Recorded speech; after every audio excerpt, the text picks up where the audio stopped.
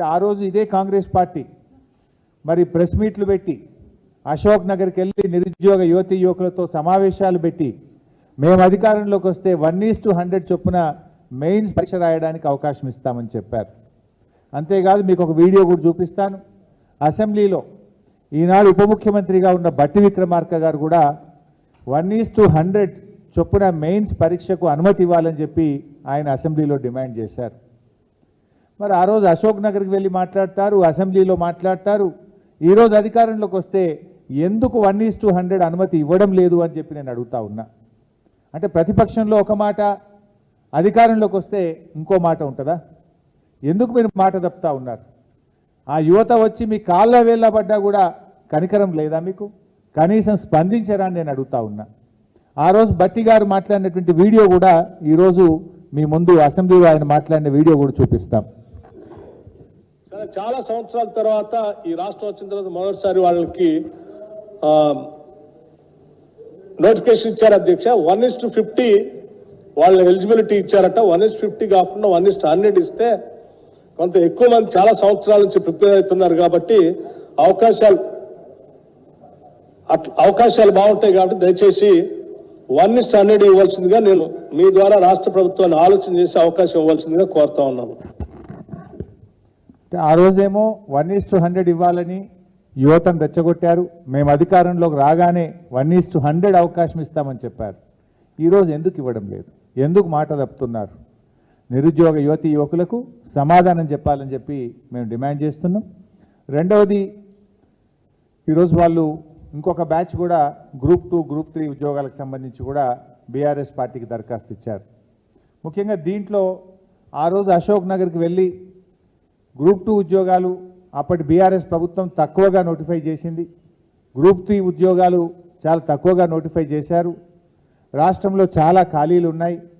మేము అధికారంలోకి వస్తే గ్రూప్ 2లో మరో 2,000 ఉద్యోగాలు అదనంగా కలిపి పరీక్ష పెడతామన్నారు. గ్రూప్ 3లో మరో 3,000 ఉద్యోగాలు అదనంగా కలిపి పరీక్షలు పెడతామని చెప్పి ఆ రోజు హామీ ఇచ్చారు. కానీ ఈరోజు పిల్లలు వెళ్ళి అడిగితే ఏమంటున్నారంటే ఇప్పుడేం అవకాశం లేదు, అన్ని పోస్టులు ఖాళీ లేవు అని మొహం చాటేస్తున్నారు. సార్, ఇవాళ ప్రధాన ప్రతిపక్షంగా మీరైనా ఈ ప్రభుత్వం మెడలు వంచండి, శాసనసభలో ప్రశ్నించండి అని చెప్పి ఆ నిరుద్యోగ యువత ఈరోజు మాకొచ్చి రిప్రజెంట్ చేయడం జరుగుతూ ఉంది. నేను అందువల్ల కాంగ్రెస్ ప్రభుత్వాన్ని డిమాండ్ చేస్తూ ఉన్నా, ఆ రోజు మీరు ఇచ్చిన హామీకి అనుగుణంగా గ్రూప్ 2కు మరో 2,000 ఉద్యోగాలు జోడించాలని, గ్రూప్ 3కి మరో 3,000 ఉద్యోగాలు జోడించి ఈ పరీక్ష నిర్వహించి నిరుద్యోగ యువతి యువకులకు ఇచ్చిన మాట నిలబెట్టుకోవాలని చెప్పి నేను కాంగ్రెస్ పార్టీని, ప్రభుత్వాన్ని డిమాండ్ చేస్తూ ఉన్నా. ఇక మూడవ అంశం, ఎగ్జామ్కు మధ్య కనీసం 2 నెలలు గ్యాప్ ఉండాలని గతంలో కాంగ్రెస్ పార్టీ డిమాండ్ చేసింది. ఈరోజు ఏమవుతుందంటే 17th జూలై నుంచి 31st జూలై వరకు డిఎస్సి ఎగ్జామ్ నిర్వహిస్తూ ఉన్నారు. ఆగస్టు 7, 8వ తేదీల్లో గ్రూప్ 2 పరీక్ష నిర్వహించారు. అంటే ఎగ్జామ్ మధ్య కేవలం 7 రోజుల సమయం మాత్రమే ఉన్నది.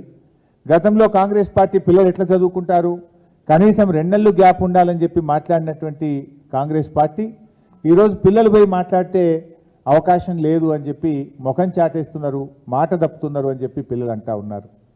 సంగీత అనే ఒక అమ్మాయి పరీక్షలు రాయడంలో తేదీలు దగ్గరగా ఉండి ఒత్తిడిలో ఆత్మహత్య చేసుకున్నదని కూడా ఆ పిల్లలు మా దృష్టికి తెచ్చారు.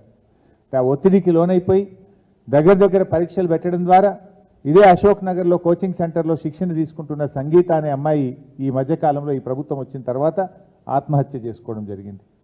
అంటే నిరుద్యోగ యువత ఆత్మహత్య చేసుకున్నా మీకు కనికరం లేదా? మీరు కళ్ళు తెరవరా? మీరు ఆనాడిచ్చిన భాషణలు ఏమైపోయినాయి? ఆనాడిచ్చిన ఉపన్యాసాలు ఏమైపోయినాయి? ఇప్పటికైనా ఆ యువతకి ఇచ్చిన మాటకు అనుగుణంగా పరీక్షకు మధ్య 2 నెలల కాల వ్యవధిని పెట్టాలని చెప్పి ప్రభుత్వాన్ని మేము డిమాండ్ చేస్తూ ఉన్నాం.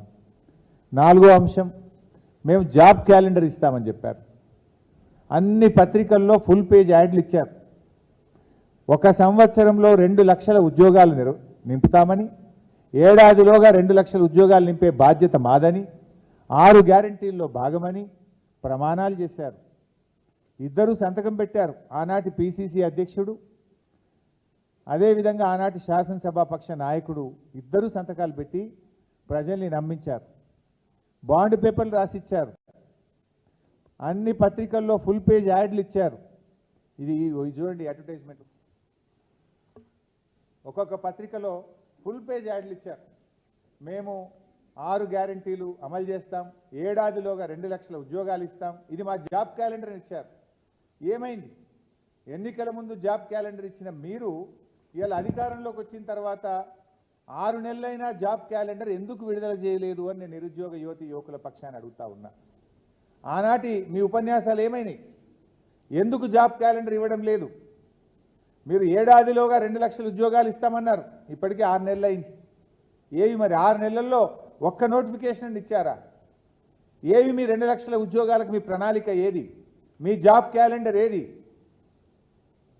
అంటే ఆనాడు ప్రతిపక్షంలో మాటలు కోటలు దాటినాయి, నేడు అధికారంలోకి వచ్చినాక మీ చేతలు గడప దాటని పరిస్థితి. ఇది నిరుద్యోగ యువతి యువకులను మోసం చేయడం కాదా? ఎందుకు 6 నెలలైనా మీరు జాబ్ క్యాలెండర్ ఇవ్వలేదో ఇవాళ యువతి యువకులకు సమాధానం చెప్పాలని చెప్పి నేను డిమాండ్ చేస్తా ఉన్నా.